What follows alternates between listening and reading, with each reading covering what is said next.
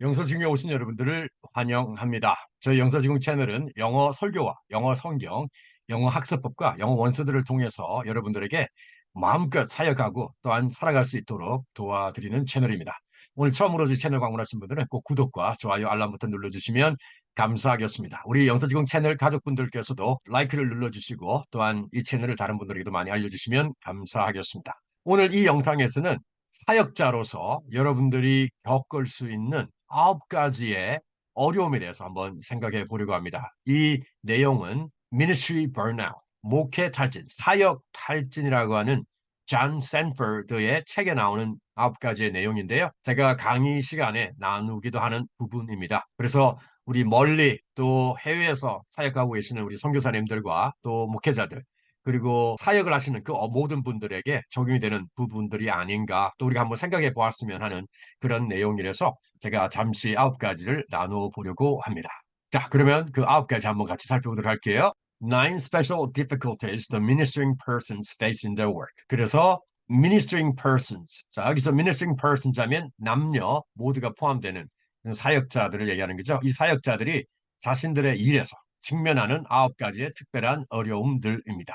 자, 먼저 보시면 The job of the ministering persons is never finished. 자, 이 사역자들의 이 일이, 사역이 결코 끝이 나지 않는다라는 거죠. 그래서 어떻게 딱 완성되면 좋은데 사람과의 일이 이렇게 바로 금방 끝나는 것이 아니라 계속해서 이어지는 거죠. 그 다음에 The ministering persons cannot always tell if their work is having any results. 자, 사역자들은 항상 자신들의 일이 어떤 결과를 낳고 있는지, 즉 긍정적인 영향을 미치고 있는지, 어떤 사역의 열매가 나오고 있는지라는 부분을 항상 말할 수가 없다라는 거죠. 세 번째입니다. The work of the ministering persons is repetitive. 자, 사역자들의 이 일이라는 게 반복적인 거죠. repetitive. 그래서 week in, week out. 한 주마다 또 month in, month out, year in, year out. 그래서 매달, 매년 반복되는 일이다 보니까 또한 이것이 특별한 어려움이 될 수 있다라는 것입니다. Four, the missing persons are dealing with constantly people's expectations. 사역자들은 지속적으로 사람들의 이런 기대치를 다루어야 됩니다. 사람들은 목회자들에 대해서, 사역자들에 대해서 가지고 있는 기대치가 있잖아요. 그 기대치에 또 맞추어야 되고, 저도 예전에 정말 저는 처음으로 하는 그 사역이었는데, 교인들은 당연히 그 이전에 많은 사역자들이 있었기 때문에 기대치가 높을 수밖에 없겠죠. 그래서 그 갭을 채워 나가는 게 사실 굉장히 큰 부담이 되고 또한 어려움이 될 수가 있습니다. 그래서 미리 내가 가고자 하는 그 사역지의 상황을 잘 알고 파악하고 가는 게 정말 중요하겠죠. Number five, the ministering persons must work with the same people year in and year out. 자, 사역자들은 동일한 사람들과 매년 사역을 해야 됩니다. 그러니까 때로는 어려운 분들도 있고 정말 협력해주고 열심히 해주는 분들도 있지만 또한 어려운 분들도 있을 수 있죠. 변화되지 않는 사람들. 자, 그럴 경우에 또한 이 사역이 힘들어질 수가 있습니다. Number six, because they work with people in need, there is a particularly great drain on the energy of the ministering persons. 자, because they work. 그러니까 사역자들은 이 필요를 가지고 있는 사람들과 일을 하기 때문에 특별히 그 사역자들의 에너지를 크게 뺏어가는 그러니까 particularly great drain. 크게 이렇게 에너지가 빠진다라고 얘기를 하는 거죠.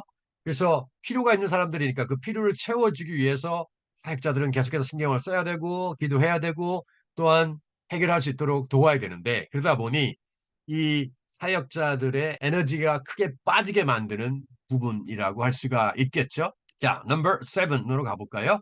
Number seven.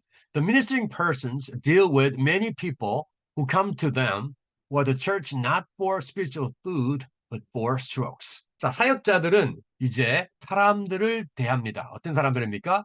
그들에게, 즉 사역자들에게 아니면 교회에 오는 사람들인데 이 사람들은 not for spiritual food, 영의 양식을 위해서가 아니라 but for strokes. 자, strokes는 우리가 쓰다듬어 주는 거잖아요. strokes. 물론 he had a stroke 또는 he died of stroke 하면 뇌졸중으로 죽었다라는 의미인데 여기서는 뇌졸중이 아니라 이렇게 쓰다듬어 주는 거죠. 쓰다듬어 주다. 이런 쓰다듬어 주는 것, 즉 위로받고 사랑받기 위해서 교회에 오기 때문에 그러한 사람들을 계속해서 대하게 되면은 결국은 사역하는 사람들에게 힘이 많이 빠진다라는 거죠. 그래서 그런 사람이 처음에는 그렇다 했을지라도 나중에 성장하고 훈련되어지고 그리고 또한 사역자로 다른 사람들을 세워주는 그런 사람들로 변화되면 좋겠지만 그게 쉽게 되지 않고 때로는 많은 시간을 전혀 변함없이 있을 경우에 역시 사역자들에게 어려움이 된다라는 거죠. Number 8.